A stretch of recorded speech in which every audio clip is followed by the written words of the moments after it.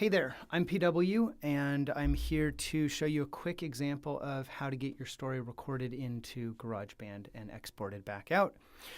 So we're just going to show you some of the basics. So on our computers in the audio booths, we have Garageband.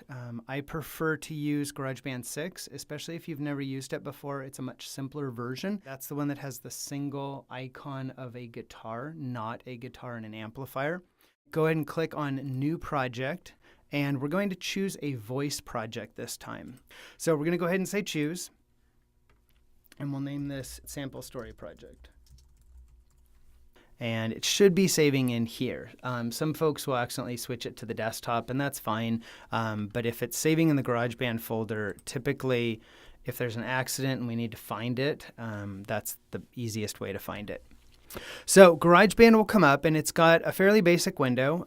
You have 2 tracks listed. You have a timer or scale across the top.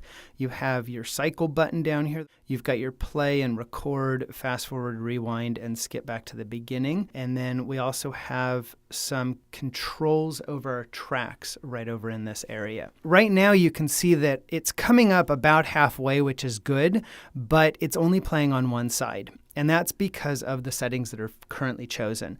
So with this track highlighted, I'm going to come over here and I'm going to choose under vocals, no effects.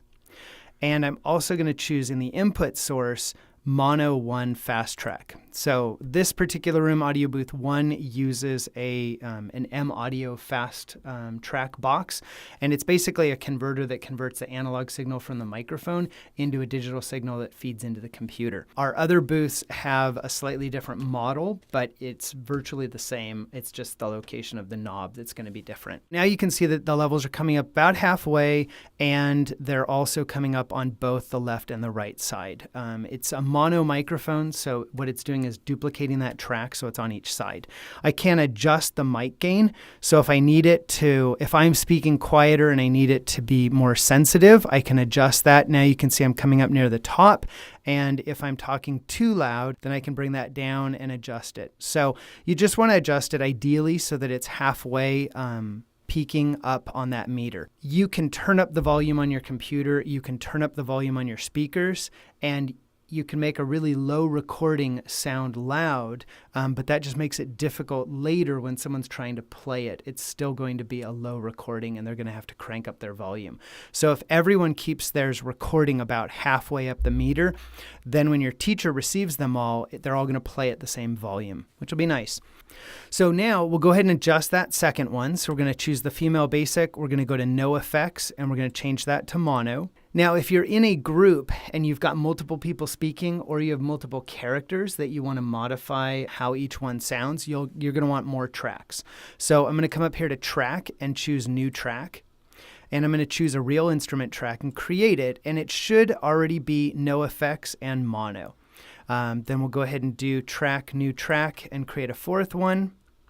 And those will all be good. I'm going to be doing a sample on Henny Penny, so that has a narrator and Henny Penny herself, as well as Kakiolaki and some of the other characters. So I'm going to be putting those into different pieces. The scale across the top is set for notes and measures right now, and so I like it set to time so that I can know exactly how long I've been recording for. And if you've got like a 10-minute limit or something like that, you'll know exactly where that's at. Now that we've got it set and we're ready to go, I'm going to go ahead and click in the first track, and I'm just going to do a sample read. So I'm just going to hit the record button. So one day, Henny Penny was eating corn in the farmyard. So as I'm reading that, I can see that my levels are still coming up about halfway, and that's giving me a really nice audio wave here. It makes it easy so that I can actually see the individual words when I'm editing later, and I'll stop recording now, and we can listen to that and make sure it sounds right. Nice audio wave here. It makes it easy. Yep.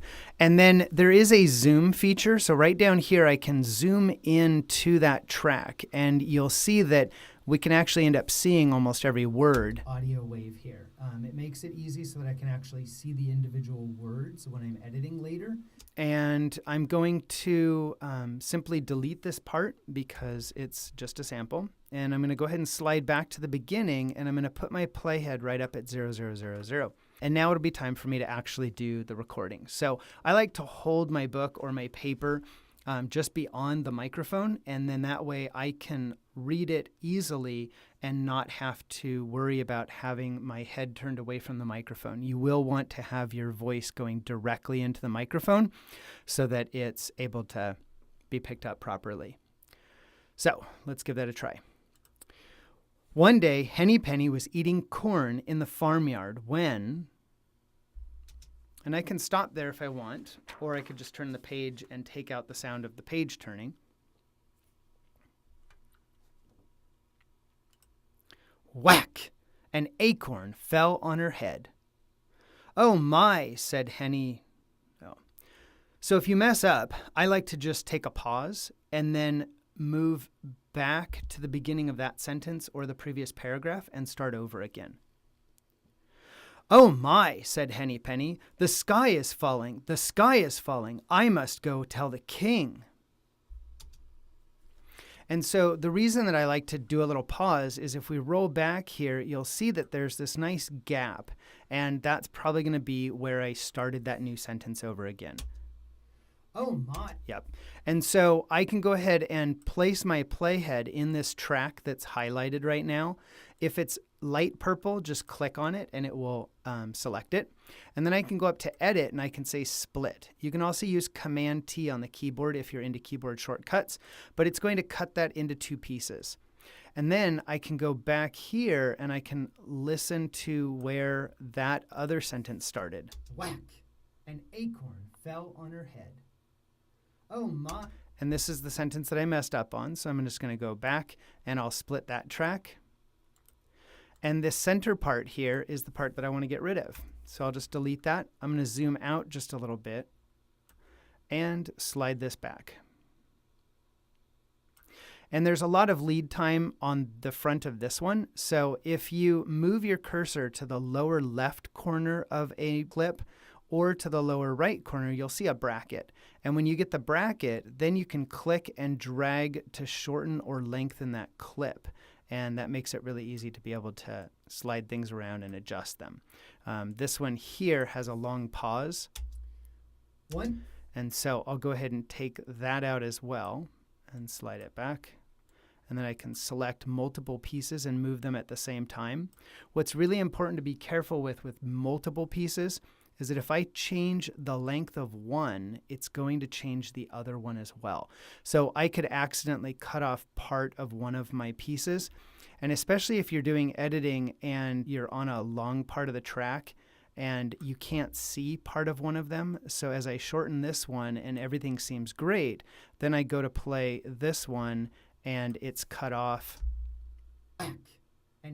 in a funny way. So, if you have multiple things selected, it's always a good idea to click in a gray area. That will deselect everything, and then you can go ahead and adjust a single one by itself.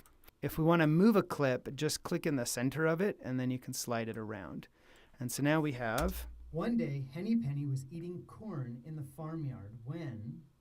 Whack! An acorn fell on her head. So that all sounds fine so far, and then I'm just going to record a couple of bits more, and then I'll skip forward. So she went along, and she went along, and she went along until she met Cocky Locky. Hello, Henny Penny, said Cocky Locky. Where are you going?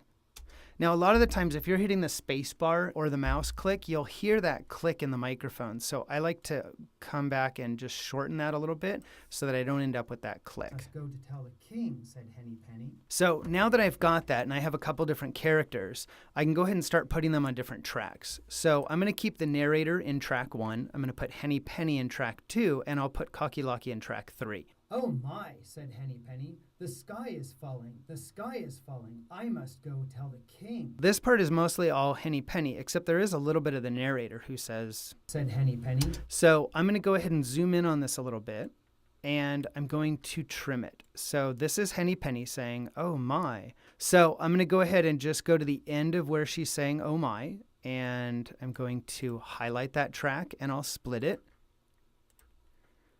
Said Henny Penny. And this is where she starts talking again, so I'm going to split that one.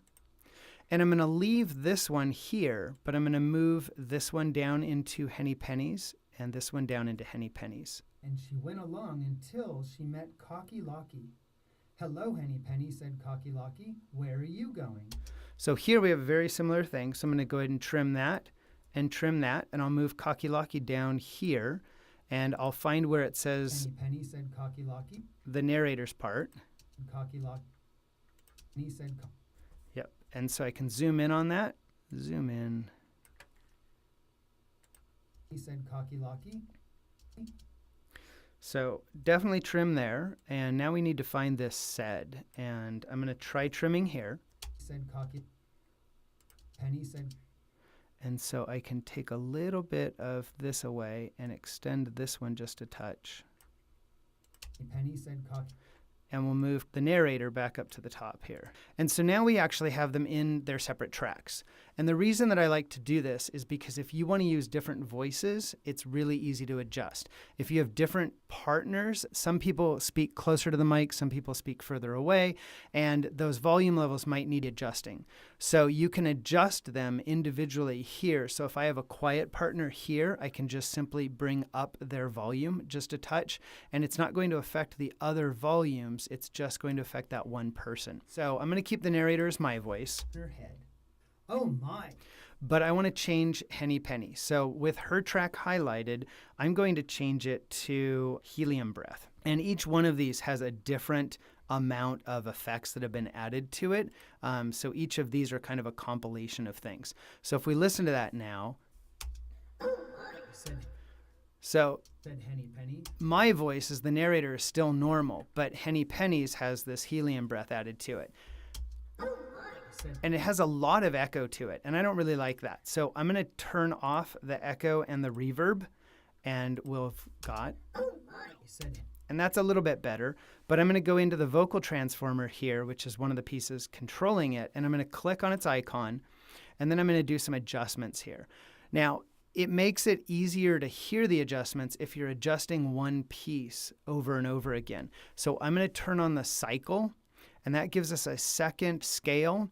And I can go ahead and slide this gold piece over, or I can just simply create a new gold piece here. And it's going to play this part over and over again. So if I hit play, okay, it's going to kind of drive you crazy. But as we're doing that, I can adjust and hear exactly what it's doing.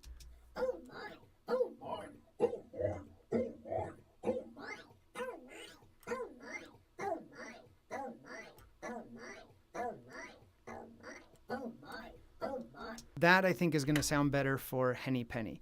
And I'll turn off the cycle.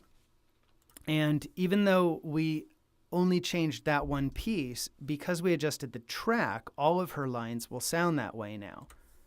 Oh my, said Henny Penny. The sky is falling. The sky is falling. So it's really important when you're adjusting voices that you have someone else check it. You already know what it says, so it can sound really distorted, and you're still going to know what it is. But your teacher or someone else listening to it for the first time can't always understand that. So when I'm doing adjustments like this, I'll usually bring in someone that's never heard it, and I'll have them listen to a piece of it, and I'll ask them to tell me what it said. And if they can't very easily tell me exactly what that character said, then I need to modify it and make it more listenable. We can adjust Cocky Locky in sort of the same way. And so that you can't even understand at all. So if I choose that and keep it looping. Hello, Henny Penny. Hello, Henny Penny. Hello, Henny. There we go. And you might have a partner that likes to do voices, and so they might do all of these voices, and you won't need to apply effects to them. But I would still recommend to put them in different tracks. Now that we want to actually add some sound effects, I'm going to go ahead and click on the loops button here. And that's going to give us all kinds of musical components as well as sound effects usually. If it's grayed out, it either we don't have any of those or it hasn't been downloaded.